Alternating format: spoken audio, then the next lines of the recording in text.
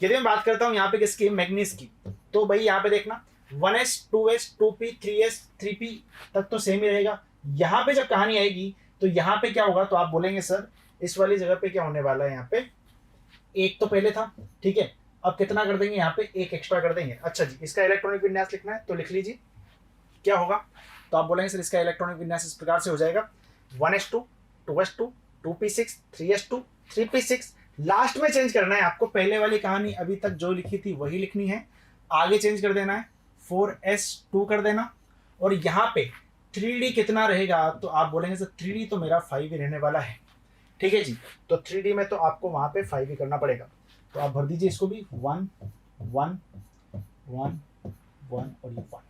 तो आप देख लीजिए क्या ये स्टेबल है क्या, तो आप देखेंगे सर 3D वाला बिल्कुल हाँ अर्धपूरित है, स्टेबल है। अच्छा 4S वाला पूरा का पूरा पेयर है, आराम से स्टेबल है। यदि यहाँ पे ये आंशिक रूप से भरे हुए रहते तो ये यहाँ पे अनस्टेबल हो जाते, अस्थायी हो जाते। अच्छा जी, आइए भाई अगली हम बात करते हैं यहाँ पे। चलो जी, अब यहाँ पे बात की जाइए फेरस की, तो देखना भाई ये तो सेम ही रहने वाला है। अच्छा यानी कि 4s2 तो वैसा का वैसा रहेगा। अब मैं किस में भरूंगा, यहाँ पे 3D क्या भरने वाला हूँ, यहाँ पे 6 भरने वाला हूँ, ठीक है जी। अब जैसे ही आप देखते हैं यहाँ पे 3D 6 तो क्या होगा, देखना ये पूरा का पूरा सेम रहेगा, सिर्फ लास्ट में चेंज कर देना है यहाँ पे, है ना। तो सर ये तो वैसा का वैसा भरो, ठीक है।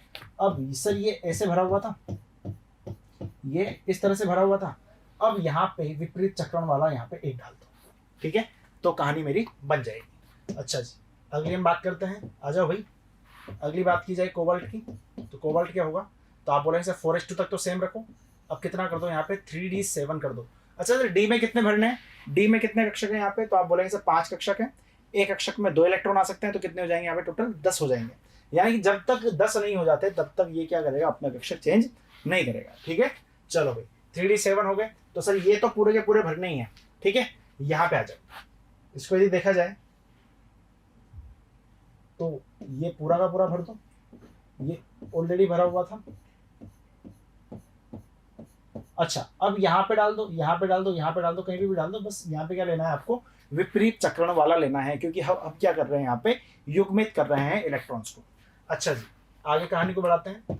अगली बात आती है किसकी यहाँ पे भाई, मेरे निकल की, ठीक है जी। तो कितना हो जाएगा यहाँ पे 3d8 हो जाएगा। अच्छा 3d8 हो गया, तो इसका मतलब अब सर थोड़ा सा और आगे बढ़ जाएगा, ये वैसा का वैसा रहने वाला है।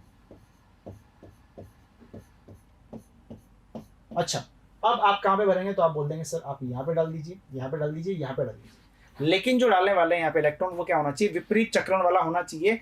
क्यों, क्योंकि अब हम यहाँ पे इलेक्ट्रॉन्स को युग्मित कर रहे हैं, पेयर कर रहे हैं। अच्छा जी आगे आओ भाई, यहाँ पे देखना।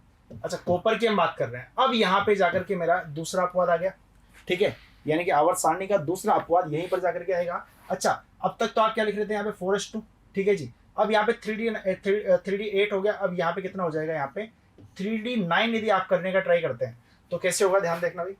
यदि आप देखते हैं यहाँ पे तो 3d9 कैसे होगा, तो सर ये तो वैसा का वैसे रहने वाला है, ये तो वैसा का वैसा रहने वाला है। अब यहाँ पे क्या होगा भाई मेरे, इसको सही कर लो एक बार से।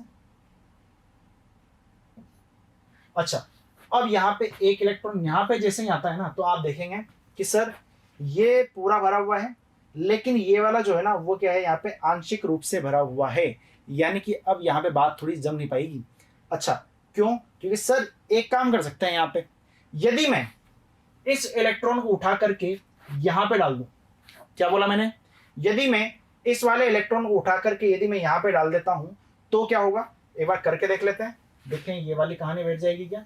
तो आप बोलेंगे सर ये वाला इलेक्ट्रॉन यहाँ से उठाया और मैंने ये वाला इलेक्ट्रॉन कहाँ पे डाल दिया, इस वाली जगह पे डाल दिया।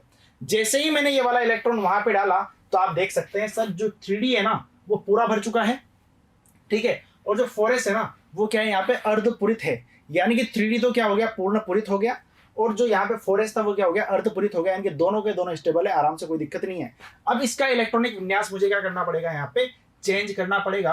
अब इलेक्ट्रॉनिक विन्यास को मैं चेंज करके यहाँ पे क्या लिख दूंगा, तो आप बोलेंगे सर एक काम करो, अब आप यहाँ पे कितना लिख दीजिए, अब आप यहाँ पे लिख देंगे कितना 4s। अच्छा 4s के पास में कितना जा रहा है, तो आप बोलेंगे सर 1। अच्छा इसके पास में कितना गया, 3d10 यहाँ पे हो जाएगा। क्या इतनी बात आपको समझ में आ गई क्या। पक्की बात है।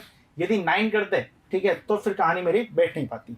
अच्छा जी, अगली हम बात करें यहाँ पे तो किसकी, जिंक की। अच्छा, जिंक में क्या होगा, तो आप बोलेंगे सर अब जिंक में एक काम करो, 3d10 तो पूरा भरा हुआ है ही सही, और एक काम करो यहाँ पे जो S वाला है ना वहां पे एक इलेक्ट्रॉन डाल दो। अब यहाँ पे कहानी ये हो जाएगी कि सर ये लो भाई, ये भी भर गया, ये भी भर गया, ये भी भर गया, ये भी भर गया, यानी सब भर गए आराम से। अब कोई यहाँ पे दिक्कत नहीं, यानी कि 2 अपवाद यहाँ पे हमें देखने को मिल गए हैं। किस हिसाब से, अर्धपूरित और पूर्णपूरित के स्थायित्व में।